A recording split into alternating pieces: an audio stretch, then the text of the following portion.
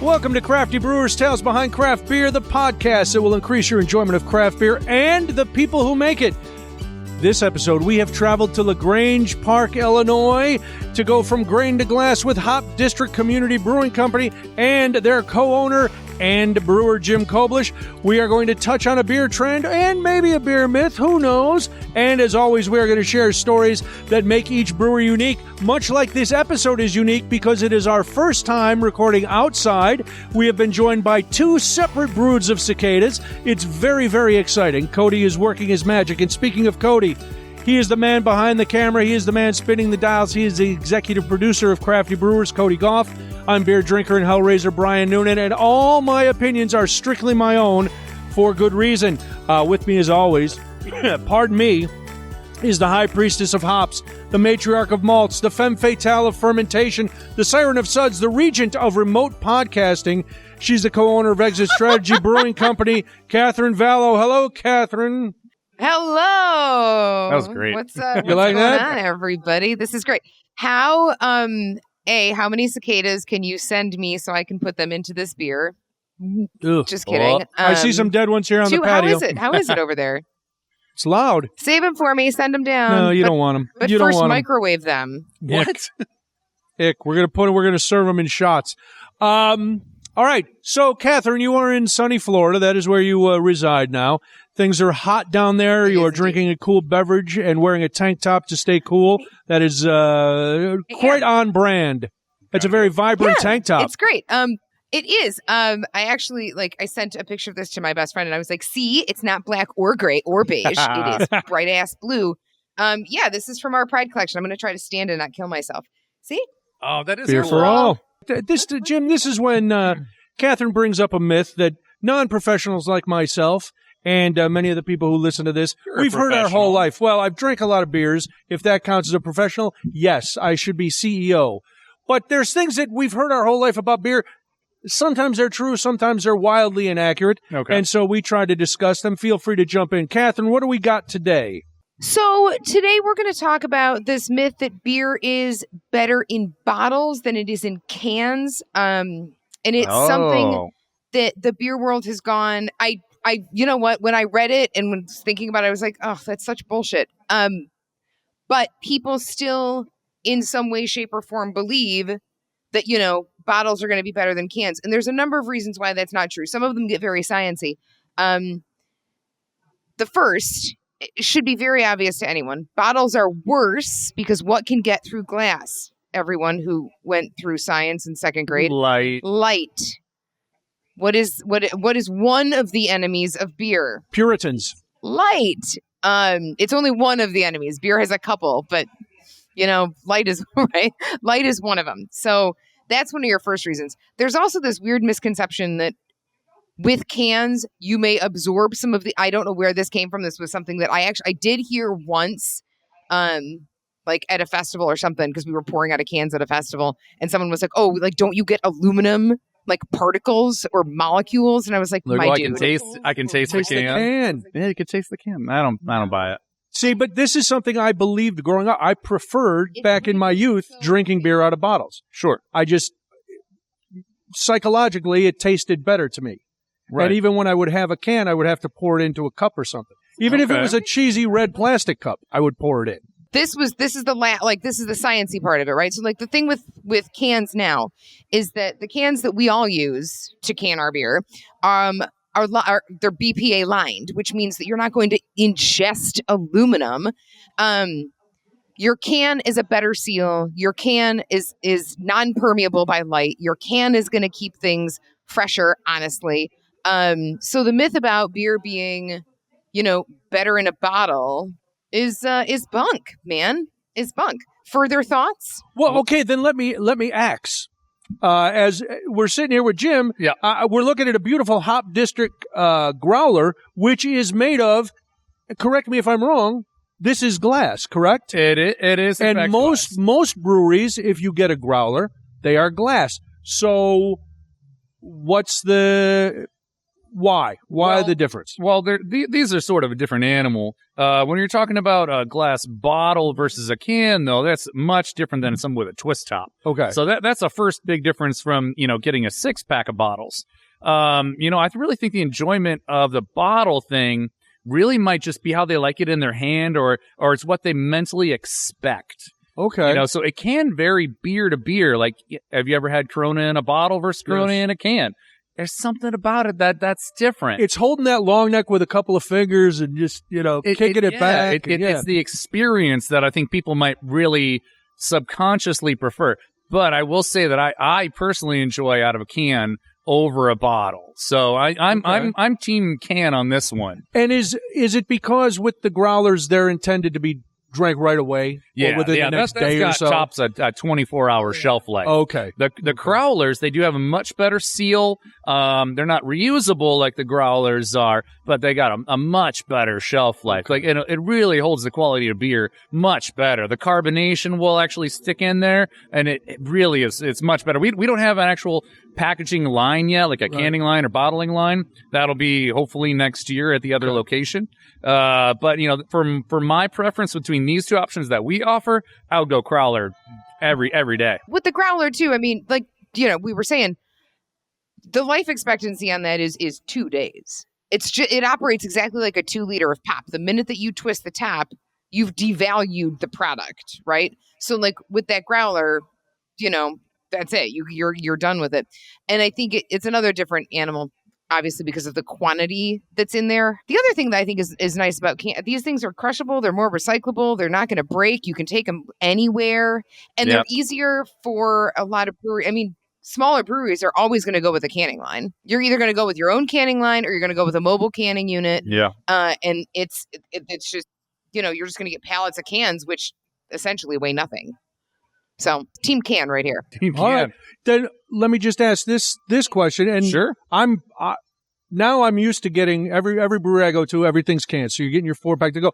But even the brewers, a lot of them will tell you, pour it out of the can so it, breathes, for lack of a better term. Sure. Is there going to be a difference if I get my growler from you and I go home and I drink it right out of here because, that's what I do, or if I pour it into a nice glass and give it a little time to breathe? So it really is kind of about what you prefer. Okay. Now, drinking out of a 32-ounce can, that's kind of difficult.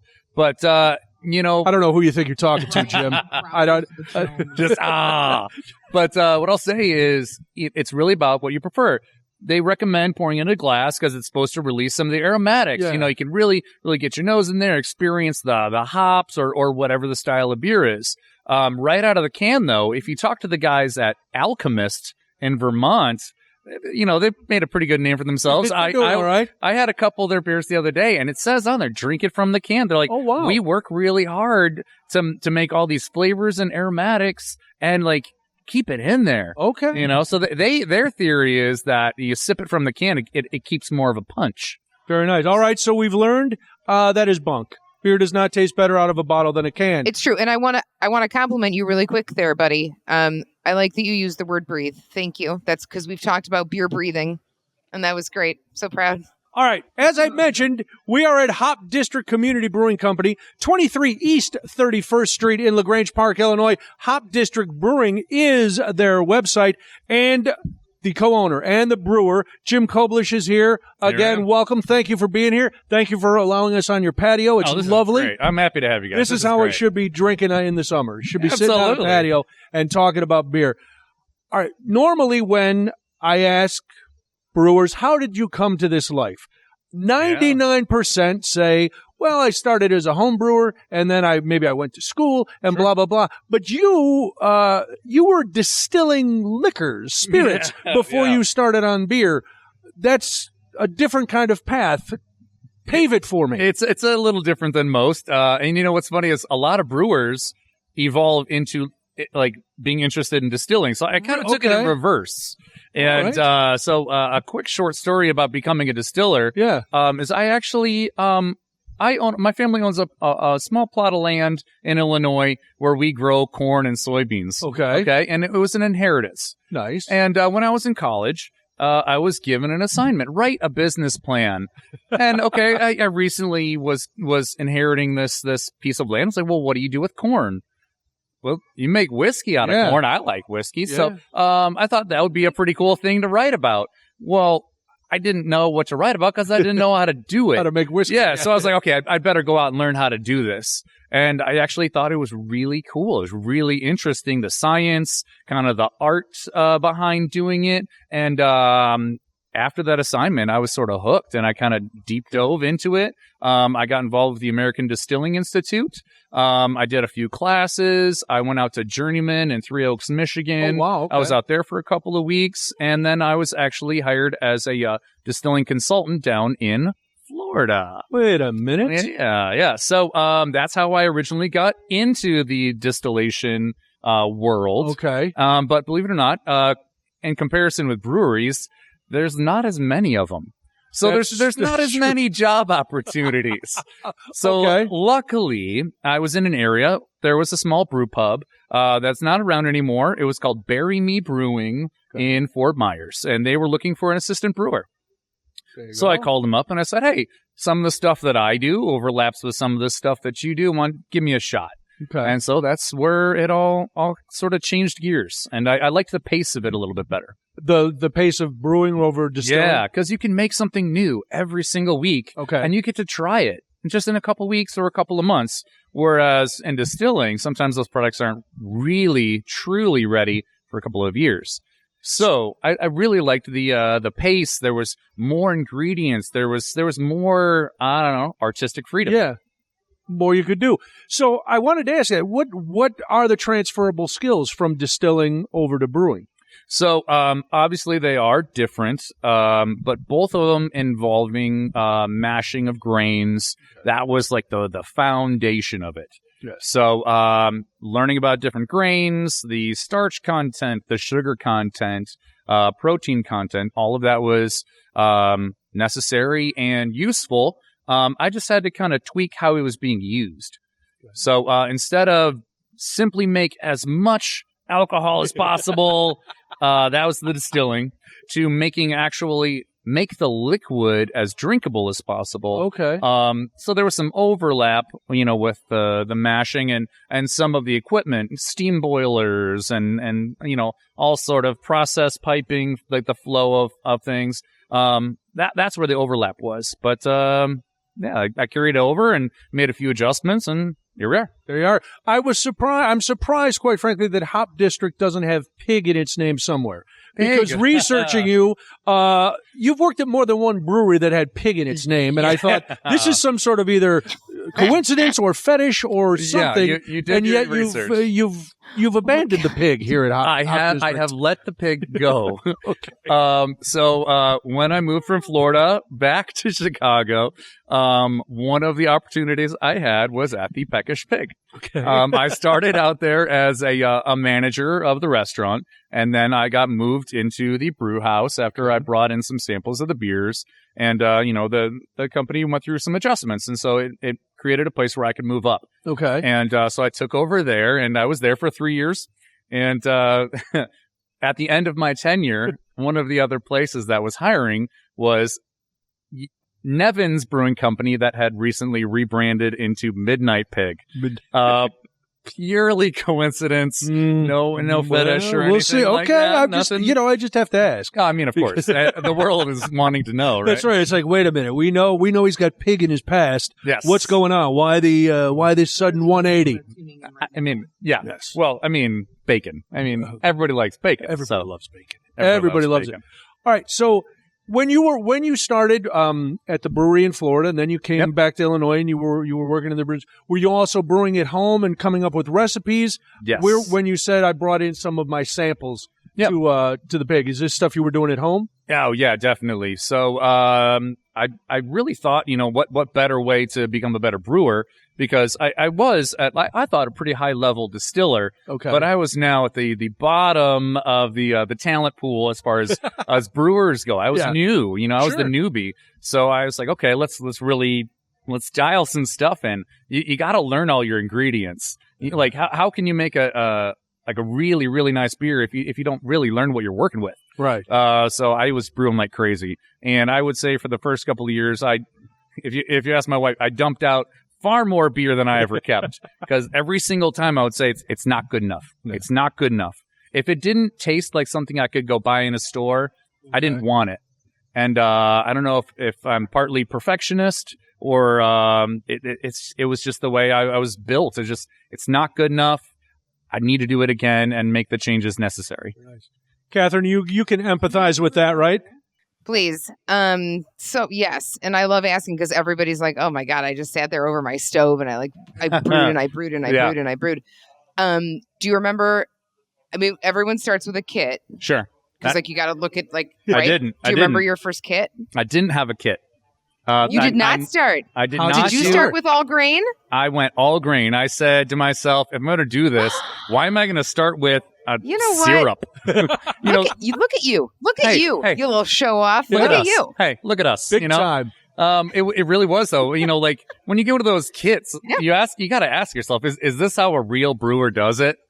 No, not really. I said yes when I did my first kit. Well, that's the thing. We did one. Okay. And then after that, we went to all grain. We only did the one kit, but it's funny to listen to everybody be like, "Yup, I got the equivalent to a Mr. Beer or whatever," and was like, "I'm going to try just to see the process of dumping it and boiling it." I and, do have one it thing about a kit. I'll say this. Yes. When I lived in Florida, I had a roommate, and he was gifted a kit, and it was supposed to be like an American lager, and it was so god awful. He took some frozen pink lemonade concentrate and dumped it in there so he could try to make it more drinkable. And it was the thing of nightmares. I got to tell you, that's my only experience with the kit. Now, do you think the fact that you distilled first made you not need the kit as much as somebody who was, if I was coming to beer with no background in any sort of spirits or that, the kit's an easy entree, but you had already been using grains and stuff in spirits, so that must have helped. To be honest, I didn't really think about it too much as in that sort of aspect. Yeah. I really was just sort of thinking of it as, if this is what I want to do, I think that doing the little kits with the extracts, I thought, for me, it was a waste of time. Okay. Because it's I'm going to learn how to do this, and then I'm just going to move on to grain after that. So I said, well, why am I going to work on this sort of intermediary step if I'm going to end up with grain anyways? So there's definitely a time and a place for it. There's some people, maybe they have a small space, they only do it every once in a while. Yeah. Because I'll tell you, some of the equipment, that some of the homebrewers have, you can invest thousands of dollars into this stuff. See, I'm thinking of a guy like me who got a kit last Christmas, and did it in the kit. It was fun, and I was like, drinkable. Look, I made beer. That was kind of cool. Yeah. Do you remember? Grumpy Geezer. Yeah, Grumpy Geezer. I had a Grumple Stiltskin beer once. See, there you go. Maybe I'm gonna Cody, file that lawsuit for me. Trademark infringement. Thank you. Cody's in the background. So you dumped out a lot of beer. Do you remember the first one that you went, hold on, I'm not dumping this one out. This I'm keeping. Yeah. So I did keep one down in Florida. That was sort of like a clone of a little something something from Lagunitas. So I was trying to go like a hoppy wheat, and that was not bad. Okay. I made a couple fruited beers. I won a couple homebrew medals down in Florida. But when I came up here and I started doing it a little bit more with intent, the first one where you sit down in your driveway, you take that first sip, and you just look at it, just like, wow, like, yes, I nailed it. Yeah. And that was a Kolsch recipe. Very nice. Which is actually, we don't have it on right now, but it's something that people ask for, and we keep on most of the time. Your Kolsch is delicious. Oh, I've had it a number of times, and it is fantastic. Yeah, it's called the Cul-de-sac King. Cul-de-sac King. I like it. Yeah. All right, so it's so good. Thanks. We'll let Catherine keep heaping praise. That's what we're here for. Heap some more praise, Catherine. It's so good. Also, can we just real fast just pour some out, but not in a literal sense. Pour some out for Lagunitas, RIP. Yeah, they're not going out of business. They're just leaving Chicago, right? Lagunitas will still. They're going back home. Yeah, they're going home, and that's a shame. That place was a fun tap room. Yeah, it was fun. It was a lot of cool. fun. Yeah, I went there a couple times. I had a good time. Come with me. Yes, as you're walking down the hall, and you're like, I'm not drunk yet. This is the greatest. World of pure imagination. We harmonized. That was nice. It was very nice. So Hop District has a distinction. You were the 300th brewery to open in Illinois. Yep. What after you had worked at with all the pigs, you were done with the pigs, and you said, now I have to open my own place. Yep. Why LaGrange Park, and why here? Why here? Well, that's pretty easy because I live here. Oh, that's perfect. All right, actually, there you go. if we went two streets over, right over there. You've done this in your backyard. Absolutely. All right, perfect. Tons of cicadas. Actually, I live in this neighborhood right here. I've got kids that go to school here. Nice. And, the ugly truth of it was I got laid off during COVID. Say you were doing something else, and then you got laid off. Yeah. And I was with Motor Row in the South Loop of Chicago, right by McCormick Place. I was with Motor Row, and it's COVID, and it was a kind of a scary time for the industry. Sure. And so the owner, like no blame to him at all. He basically said, I have no idea how long this is going to last, because if you remember, the rules in Chicago were you got to have a patio or you got to have a kitchen, and we didn't have either. Right. So he basically said, I got to sell the place, and so I don't know if you're familiar with Dunier. No. They took over the space. They're doing some cool stuff over there. So basically, I got laid off, and right about that same time, this building opened up, and it's just 2 streets from my house. So I went to Shane, who's obviously the other owner, right? And I basically said, "What do you think about this idea?" And she said, "Let's look into it." She said, "If we see a reason to stop and not do it, then we don't do it." Okay. But we went from the start, like, okay, we're a team. She has a world of industry experience. She was with TGI Fridays. Like bar management for over a decade. Okay. So and nightclubs down in Florida. She is a hospitality guru. She is a people person. She is the absolute life of this tap room. She is a bubble of energy and joy. She's really wonderful. So we basically do we need to mark this so you can replay it for her when she goes? Exactly. Oh, okay. Yeah, so our thing was basically, okay, well, I can run the back of the house, the brew house, and then you can do the bar, and let's start drawing this thing up. And I love the philosophy at Hop District. It's beer with friends, because that's when I drink beer. Yeah. I rarely drink it with enemies, and seldom do I drink it alone. It's always with people that I like. Yeah. That was really the first thing that we thought of is, having a good beer, a great beer. I mean, that's awesome. But it when you boil it down, it's really about the experience. Yeah. Like you can go out and seek out like the most hyped up, world renowned beers, but like you just said, it's about who you're with, what you're doing, memories, and I feel like that's a little cliche, but it's true. I mean, I don't go out to a place by myself. I mean, it's like I want to meet my friends. I want to go out with Shane. I want to do all these fun things, and that's what it boils down to. So it's actually evolved into more of actually a neighborly thing, because we're tucked away in this little neighborhood. Yeah, it is. It's not on. I mean, it's on 31st Street. It's a fairly busy street, but not. It's not a big commercial area. Yeah. We're looking at somebody's garage right at the other side of your patio. Yeah. So it's very nice. I was going to say your name says it all, because you're Hop District Community Brewing. Yeah, 100%. Shane is absolutely, totally passionate about all the fundraisers that we do. We actually just did one on Friday with the FOP Lodge, the Fraternal Order of Police, to raise money for Special Olympics Illinois. We just had that on Friday. Today we did a pouring at our local community pool, the Village Field Club. Well, that's what tap rooms have become, the old taverns, the old corner taverns in the city, where the people from the neighborhood, that's where they went to have something to drink. Where everybody knows your name. Right, exactly. And that's why, now, see, I was in here the other day, your bartender didn't know my name. That's all right. But somebody I'll did. Talk to him. No. I will say, he didn't know it the first round. When I went back up, because I had a tab, he used my name then. So nice. it was very nice. Good. I was like, this is very nice. So this is the time where we do dealer's choice. Okay. So something that you're pouring now that you want people to know about, maybe it's a classic, maybe it's, you guys are big on seasonals and lagers and IPAs, so maybe it's something like that. So we're going to try whatever you want us to try. Cool. And then I have a question. There might be more big things, and you alluded to it earlier. I might have mentioned You might have something. tried to slide something in, so we'll do all that in a second. Because Cody's ready, 1, to have a beer, and 2, to kill me because I'm not following his time codes. Oh, that also might be my fault, Cody. No. Cody's worked with me long enough to know the clock is my enemy. You know what's nice? It's not my fault this time. We'll be back. We'll have a beer. We'll taste it up. Cody's going to do his editing magic now. So sit back, enjoy what will probably be music and some crazy cuts and all kinds of things.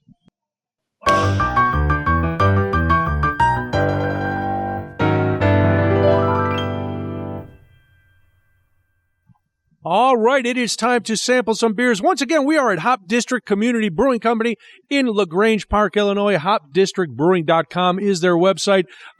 Jim Koblish is the co-owner and the brewer. And usually, I got to say, you're going above and beyond, because normally we say, oh, it's dealer's choice, and the brewer will bring out maybe 2 nice samples. You, I don't know, maybe... Is this too much? No, I'm listening. I was originally going to do 2, and I was like, well, this one's out for the summer. So, and then he requested the cream ale. So, I feel like this one's not on me. No, this looks great. So we've got a lot of things. Let's do one, then I want to ask you a question, and then we'll go through. So first of all, what have you brought, and what should we start with? So I brought the Salt Creek Surfer cream ale. Ooh, I had that. Okay. Because just a couple blocks from here is a forest preserve with Salt Creek. All right. Not using any of the water from Salt Creek, just making that clear. The next one is actually a brand new one that we did for that special Olympics fundraiser. Okay. It is a American wheat with lemon. Ooh. All right. The next one is called Hazy in the Name of. Thank you. The next one's Hazy in the Name of. That one has Nelson Sauvin, Citra, and Amarillo. And then the last one is kind of a taproom favorite called the Schwaz. The Schwaz. I've had the Schwaz. Oh, did you enjoy my Schwaz? I did enjoy your Schwaz. Cody, put that on a continuous loop. One of my favorite. So what makes I've been enjoying cream ale since Genesee cream ale back in the day. What makes a cream ale? Well, I have never thought that the name made any sense at all. But when I'm tasting them, I think Cody that they're sort of similar to like an American lager. Yes, because there's not a lot of creaminess to it. No, I mean it does have sort of a soft mouthfeel, but yeah, there's no actual cream. No cows were harmed in the making of this beer. But yeah, it's just it's light, crisp. It's got a little bit of corn in it that gives that sort of American flavor, and it is one of the few sort of true American beer styles. When did it start? Where did it originate, cream ale? Off the top of I don't remember off the top of my head. That was my big trick question. That was the trick? That was the big trick question. Man. I've been waiting all day hoping. I should have studied up. But then again, I wasn't prepared for the quiz. I didn't know we were pouring this today. Well, neither did I. That's why it's a trick question. Okay. I was like, maybe Jim will bring out a cream ale. I'm usually very good on beer styles and origins and all that sort of stuff. But you stumped me this time. All right, let me ask you this, because you alluded to this before. And here at Hop District, you're brewing everything in-house, and you have... It's kind of a confined space, but you've got how many beers on tap right now? 8. Okay, so and they're all brewed right. Yep, right over there, folks. Just where a I'm pointing. small 5-barrel system. Yeah. So you brew once, it makes 10 kegs. We originally had the hopes of, we'll sell to a couple of the restaurants in town, but we've been lucky enough to be going through the beer so quickly that we've never once filled up our own draft list yet. So someone might say, maybe it's time the Hop District thinks about moving out, and I happen to read something that might be happening. What a good idea. It is a good idea. Oh, thanks. I should be a consultant. Oh, yeah. So, yes, Secret's out. Actually, Secret came out about a year ago. Yeah, I was going to say. Thanks to the, Was it Patch or the Riverside? It was something about Oak Park, which threw me. The voice of Oak Park or something. Yeah, so there where you I go, read this there article. You go. But yes, we have a second location under construction. It's in Brookfield, so it's only about 5 minutes away. Okay. And the original idea was maybe a small tasting room. Yeah. But the parking situation is less than ideal. So we said, you know what? Let's scrap the tap room. Let's take back the space and just make as much beer as we can. Okay. So we have the building in Brookfield. It's currently under construction. Hopefully, maybe 6 months, and we'll move our equipment. And we already have our equipment and everything procured, everything.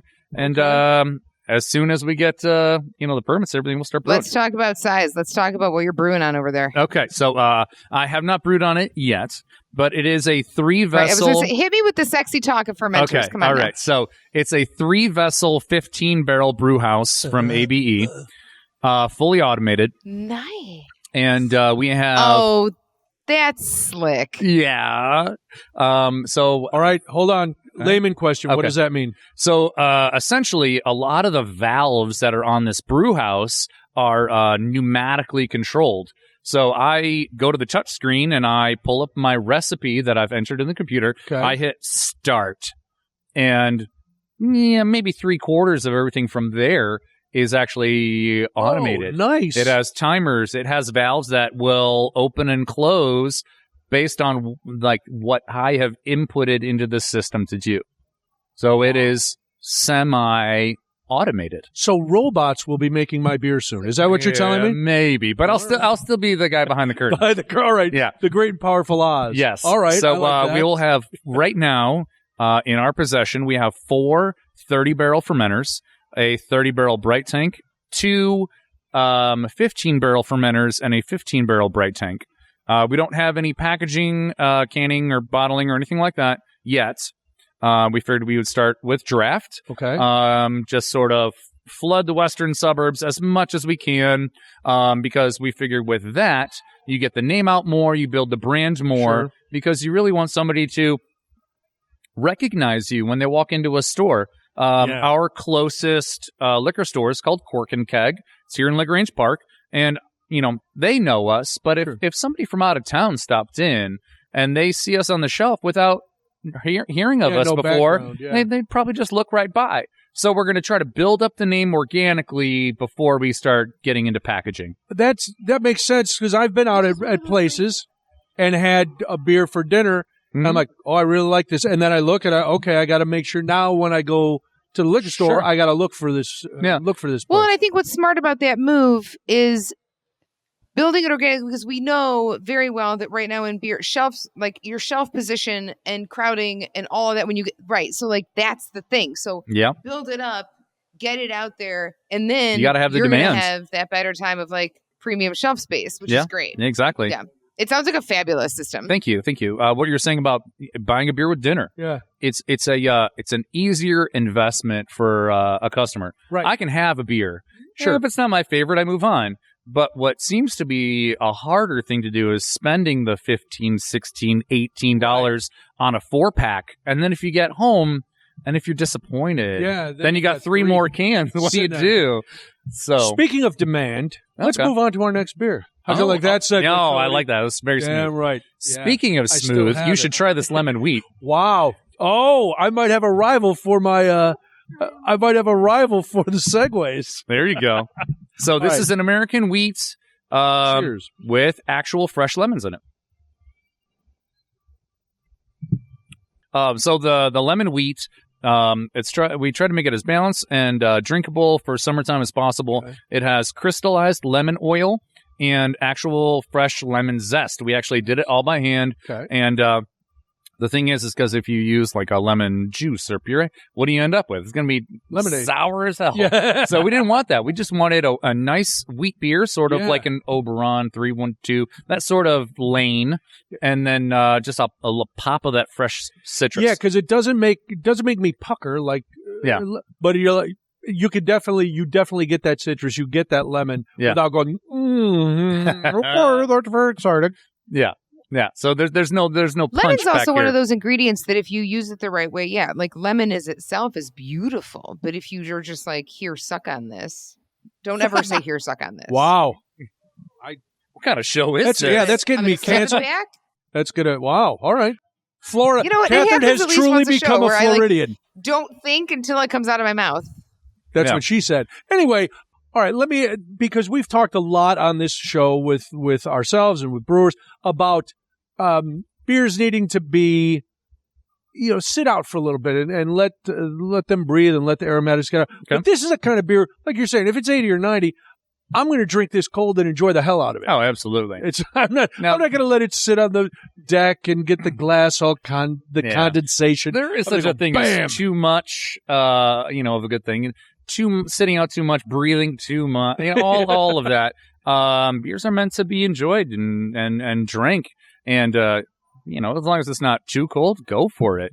Perfect. Yeah. I tell you what, how about you choose the next one? This one is hazy in the name of. But was there an order when you set them down? You see, it seemed very particular. I didn't want to that was more order. visual than anything. Because, believe it or not, the Schwaz, you said you had it the other day. I did have the Schwaz the It other day. looks dark as night. It's It looks not. like a stout, but it is so light and easy. Let's go to people. the Schwaz because All right, I've go got to to tell you, Schwaz. I enjoyed the Schwaz and tell everybody what the Schwaz is first. So this is our take on a German Schwarzbier, which literally means black beer. Right. And when I think about a black lager, I don't want something that's going to, blow up my taste buds and be heavy and like an explosion of like roasted flavor.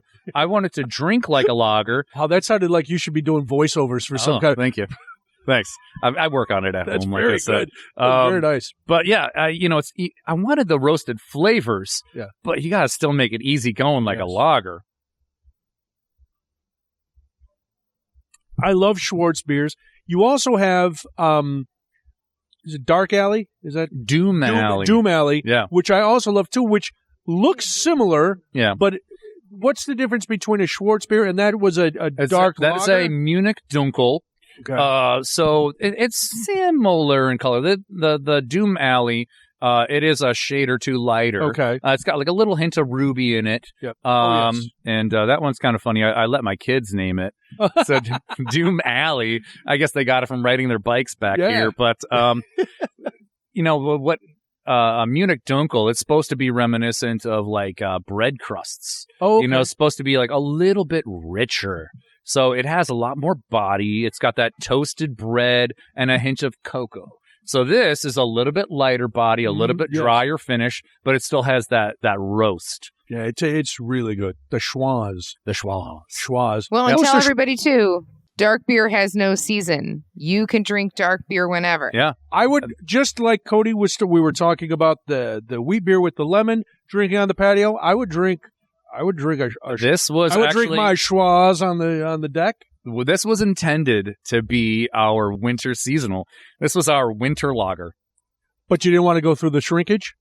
Good about it. Hey, so, no, it was actually, we got basically the people in the tap room were like, when's it coming back? When's it coming back? They were hounding us. Okay. So we actually made it 2 more times. Yeah. So, into the summer it goes. And it's right at the top of your tap list. It is, it's fantastic. Get your nose in there. Get in there. Why are you Hit me with the taunting me, nose? Captain? So the notes on the nose, it is like a little bit nutty. Yeah, it does. So that's from the German Munich malt. It has a little bit of nuttiness in it. The midnight wheat that's in it gives it that cold brew coffee. So it gives it that roasted coffee flavor without the astringency.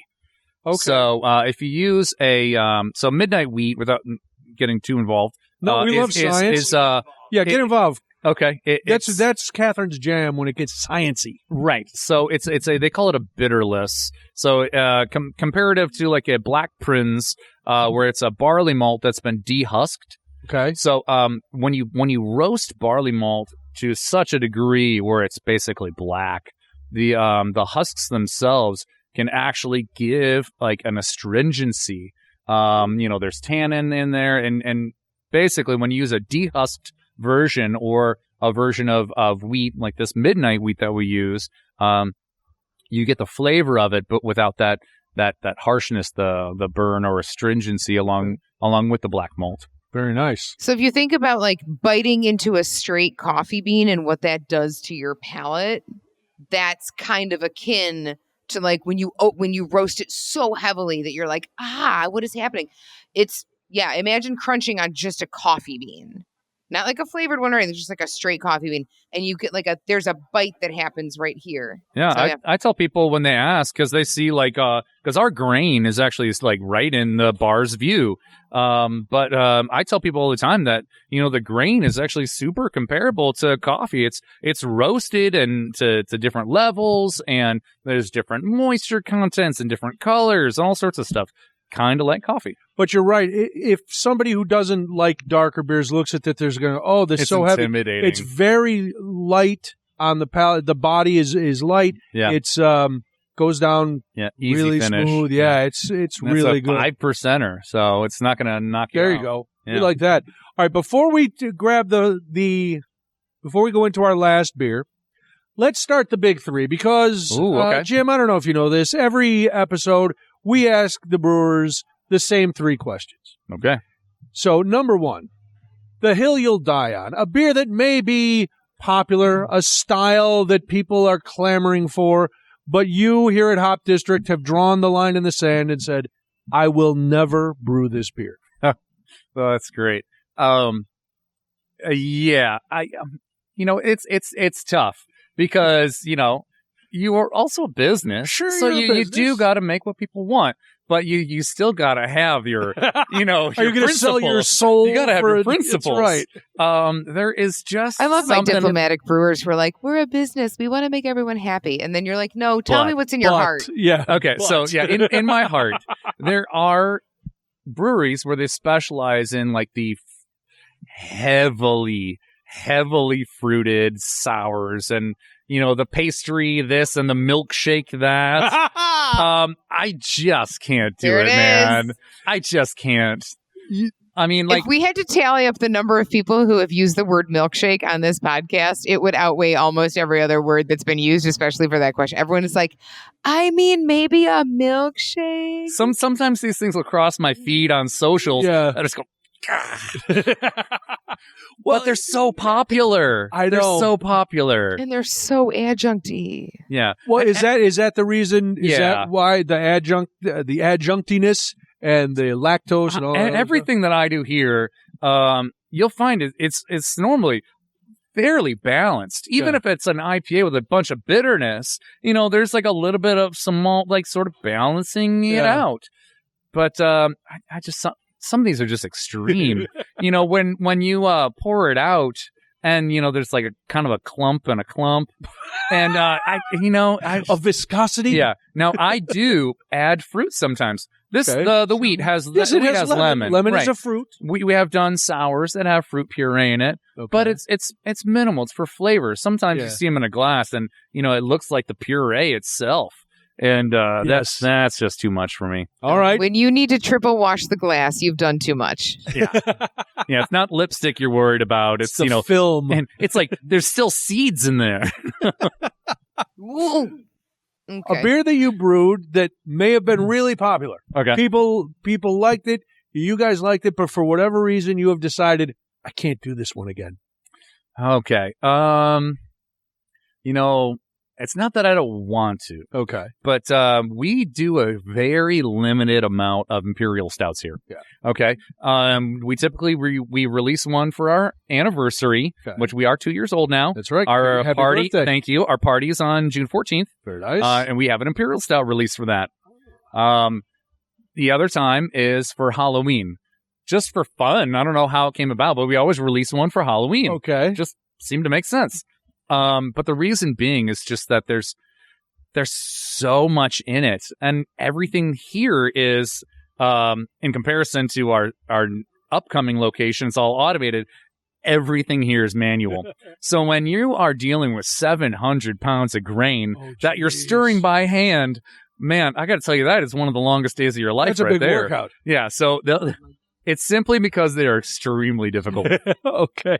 Yeah. So Between those and like big hazies, you're like, my arms. yeah. Yeah. You know what? You don't have to worry about stirring on that sweet automated system. I was going to Oh, say that yeah. makes sense going to the automated system. That is, Yeah. oh, this is But perfect. I mean, you don't have to go to the gym as much, so that's great. But yeah, it's not because I don't love them. It's just because they are so difficult with our setup. There you go. Yeah. All right, before I ask you the final three, what do we have Okay. that looks very hazy and Yes. hoppy and fruity and So citrusy? this is a hazy that just came out on Friday. So it is very very just came young. out. So it's gonna taste a little bit bright, but as the days go on. What does that mean for the uninitiated? So for Right. the uninitiated, when you have a very young IPA, the hops are actually they're still so fresh. They actually mellow over a few days or a week. Okay. Okay. So some people will put in a little bit of extra conditioning time, so they keep it in the tank for a few extra days. But we try to get things out as quickly and not too quick, but as often and as fresh as we can. And so the first couple of days, I'll tell people, like, listen, this is so fresh. I said, but sometimes for some people that can be a turnoff because it's going to be like a pop Okay. Of of hoppiness? hoppiness. Yeah. Okay. But over a few days, those characteristics can actually mellow.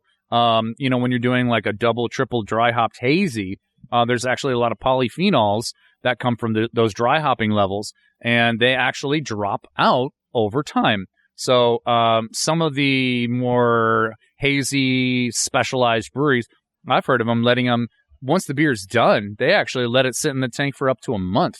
Oh, wow. Just because they need that time because they want the flavor, but they don't want that burn. Okay. So this is still, it's very there's young. a difference between, there's a fine line between something that's a little too green, Yeah. right? So like a little too green, a little too young. So there's like young, and then there's fresh young, and Yeah. then there's like super developed, right? Yeah. Right. And like if you're too green, you're like, what, a nail polish remover? No, thank you. But if you're young and Yeah. When I say green, I mean young and fresh. Yeah. Because it's definitely green, like young, yeah. when you said hop burn, it's definitely hoppy. There's burn to me. I was like, oh, something crazy is going to happen. Yeah. And it just tastes like a beer that's really hopped. Yeah. Yeah. So this is one of our hazies that we actually opened up with. Okay. So 2 years ago. It's called Hazy in the Name of. Totally coincidental. I have this weird trend of naming beers at every brewery I work at after Rage Against the Machine songs. So I had Guerrilla Radio. Okay. I had there's a Rage Against the Machine album called Evil Empire. I had one at Midnight Pig called Evil Orange Empire. Okay. And so it's just weird Rage Against the Machine theme. Between Pigs and Rage Against the Machine, you do have your types. I guess it's just this weird thing that I gravitate to. Anyways, so this is something that we opened up with. We've only made it once or twice. It's about 30 IBUs. It has Nelson Sauvin, Citra, and Amarillo. Okay. So when we were designing it, I thought, okay, the Nelson Sauvin has sort of that white grape, sort of Sauvignon Blanc muskiness to it. So I said, okay, what goes well, and what are the other flavors that are in a Sauvignon Blanc when you're drinking wine? And some people will often say peach or stone fruit. Yeah. So I did the Grass. Citra and Amarillo. Yeah, grassiness. So the Citra and Amarillo brought that peach, apricot, and a little bit of that sort of grassy, piney too. So Yeah. we are nice. by far though this year. You're a little bit early because this coming Friday, our number one selling beer to date is the one that's on my shirt. It's called Gold as Hell. All right. And it's a hazy. And ever since we made it, it's been the absolute number one ever Really? since. Yeah. Very nice. So, what is it? What makes it so popular? it is another one of our hazies. We use a thiolized yeast strain from Omega Yeast in Chicago. And it has Azacca, Eldorado, and Brew 1 hops. Okay. And we also put in some Strata hops in the mash. So for those who are uninitiated with thiols, it's an aromatic compound. Okay. You would know garlic and onion. Yes. They're really pungent, right? Yes. Those aromatics in those things, they're really strong. Right. Those are actually thiols. Oh. Thiols actually come in a broad spectrum. And on the other end, you get really cool stuff like notes of passion fruit and guava. Okay? And so there are actually compounds found naturally in hops and malts, which are the precursors to these thiols. So at certain temperatures for certain amounts of time, you can break down and kind of, quote unquote, unlock these precursors and make them available to create these aromatic compounds called thiols that this specialized yeast reacts with. And it makes these like turbocharged aromatics. Cool. So, and then the hops that we choose, it is like pineapple juice on steroids. Nice. It just is this explosion of straight pineapple. Hence the pineapple skull. I love it. Yeah. So the final question. Yeah, and first of all, I'm hypnotized because you're our first guest to wear mirrored sunglasses or something. And I look in the sunglasses. Bright. No, it is. And all I see is I see the reflection of the blue sky and the trees and the outside. And I'm like, dude, are we on the beach doing this podcast? This is nice. Yeah. Cody, we got to do outdoors more often.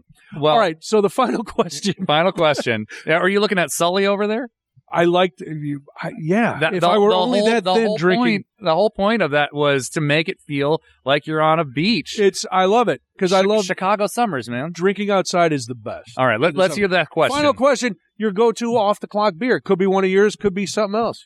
Okay, off-the-clock beers. I'm biased. I usually drink mine most often. But if I was at the store and I was just going to pick something up out of convenience, it's usually something pretty straightforward, like a Modelo.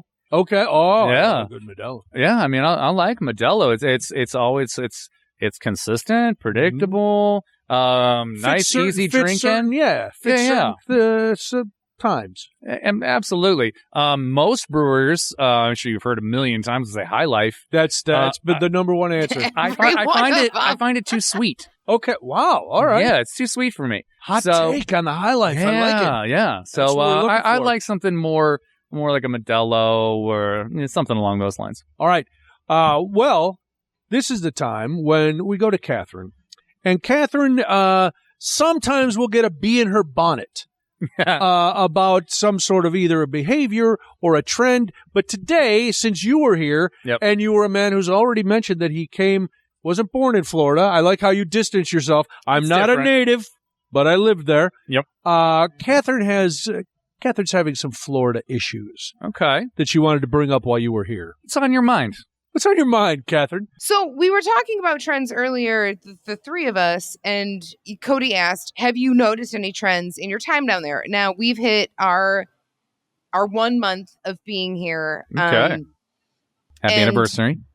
There's a couple of things that I've noticed. The first is that the breweries around here, and there's a fair amount. Is there a ton? No, nothing like nothing like up north. However, there's a fair amount. People are expanding, and the beer scene here is not saturated, so there's plenty of room, which is cool. However, you don't see the collegiality in breweries here that I am used to up north, right? So like I went to the store to pick out a bunch of beer the other day. And I'm in like the Florida craft beer section and whatever. And I'm looking to see if there's collabs. So like hitting two breweries at once, like what can I do? And there were none. And were there gator adjuncts? With bits of real gator tail? All they do is brew with gator tail. That's bits of real gator. Extra gator tail. This is so gatory. Some fresh sand. And it's a lot of fried grouper beer. Oh, nice. So I'm interested to get more into the beer scene and see, because beer in general is a pretty tight-knit community. And brewers are always, not always, sorry, scratch. Brewers are mostly friendly with each other and whatever. And I just not seeing that quite yet. So that was one of the trends that I was like, that's weird. I should be, because like you go to a Binny's up there and you can find 1,000 breweries that have worked together. I mean, you can read your social media and be like, oh, there's 17 different collaborations happening among all the brewers that right. Like we're all just like this. Right? Jim, you started brewing down there. Yeah. Did you find that to be the case? So, I'll put on a disclaimer that, I've been back up here for over 8 years. Okay. So, when I left, it was probably different than it is now. But my time down there, what I can basically say is they were still really far, behind the curve. Chicago specifically, bigger metropolitan area. Sure. And for whatever other reasons, there was a much bigger explosion up here, and there was more development. There was more camaraderie. Our guild here is fantastic. Shout out to Ray Stout. He's doing great. And down there, He's named after a beer. He's perfect, right? Yeah. But down there, I was actually a beer rep down there too for a little bit before getting the brewer job. And everybody down there was still very much in this. I drink my domestics, and I want what's cheap. God forbid, trying to sell them like a Saint Bernardus, that wouldn't happen in 100 years. But so they were just. It wasn't that there was anything bad. It was just sort of they were just behind. Now they did a quick job. When Cigar City, they kind of had to go double time speed to get kind of caught up with everybody else. But whenever you do something twice as fast, maybe they miss some things along the way. I don't know, but I do think like Pointy Bell. I actually was there right when they were first opening with Walt, their founder. They were doing some awesome, cool stuff down there. Pointy Bell is one of my favorites down here. They're doing really, really good work. We worked with them at the shop for some hurricane relief efforts after Ian, and there's some really, really great shops. Sure. One of the other trends that I have noticed down here, which is interesting, is aside from people not being nearly as friendly as they are in the Midwest, because when you ask somebody, like when you just use the "Hey, how's it going?" like as you're like passing someone on the sidewalk, so you've got like you're like you nod and you're like, yeah, how's it going? No, I did it all the time at home. Sure. And I do it here, and they're like, what is wrong with you? Like, nothing. Well, they're all very old. Probably stuff. They're all elderly. How's it going? It's going to lead to a 3-hour discussion of their hernias and their hip replacements and their eczema, all sorts of things. Yes, but no. Yeah. But one of the cool things that I will say, because I can't go straight negative because I'm trying to be less of a, I don't know, Debbie Downer, is that all of the portfolios of the breweries that I've been to have been really, really balanced year round, which is nice because as we've talked about, we can't just seasonally have like, oh, it's summer, everyone drink your lager. Like every portfolio has been so well balanced where you're like, all right, cool. There's the lager and there's a stout and there's an amber. Well, there's and no there's seasons, this and there's that. so you have it all the time. Yeah, I was going to say it's all one season. You might as well just drink that beer. Well, the sun is beginning to set on the beautiful. The sun is going down. The sun is you're getting darker and darker. The sun is setting on our beautiful outdoor time here on the patio of Hop District Community Brewing Company. Jim Koblish, the owner and co-owner and brewer. Thank you so much for being here. We really appreciate it. Thank you. It was a lot of fun. There they are. Well, it's That's dark it. now. Look, you got like Paul Newman blue eyes. You show them off. You're giving us that Eric Church behind the sunglasses look. I get it. That's all right. Cody's got to get a picture of those eyeballs. Zoom in right on those eyes. Yeah. I do just got to say, before we go, yes, one of the things that we try to do here is I take the beer seriously when I'm making it. Yeah. So that you don't have to. Perfect. There's a lot of times where beer can be like too dissected and snobby, like almost, wine. And it's meant to be enjoyed. Calm down. The beer with friends. Like, hey, let's have a good time and enjoy what we're drinking. I take the back seriously. I take the brewing seriously, so that people can just sit and enjoy it. Well, if you want to sit and enjoy some beer with friends, you need to get to Hop District Community Brewing. It is at 23 East 31st Street in LaGrange Park, Illinois. HopDistrictBrewing.com is the website. Jim Koblish is the brewer and the co-owner. Now, listen, I don't ask you people for much. In fact, I ask you for nothing. But now I'm going to ask you a favor, and it's really important. if you like the show and you're enjoying yourself, and we would love it if you voted for us to be a finalist in the 19th Annual People's Choice Podcast Awards. That sounds easy, doesn't it? It is. It only takes a minute or two to vote for us. You can find the link to vote in the description of this episode, along with instructions on how to do it. But it's really simple, so Cody said, just explain it to people now so they don't have to wait. And I do what Cody says because he's the boss. Visit podcastawards.com. Follow the instructions on the website to register. Then, once you're signed in, find the leisure section. Based on the hammock painting, the mural on the wall, beer is a leisurely activity, so we are in the leisure category. Cheers, Sully. Yes, we are all about leisure. If I have to work, forget about it. Click on the drop-down menu for the leisure category and select Crafty Brewers, Tales Behind Craft Beer. Then, be sure to go to the bottom of the page. It's going to say something like submit or vote. Whatever it says, you got to click that to make sure that your vote is actually counted. You can vote for shows in other categories. We have no hate for other categories, but in leisure, we hate everybody except ourselves. Let's be honest.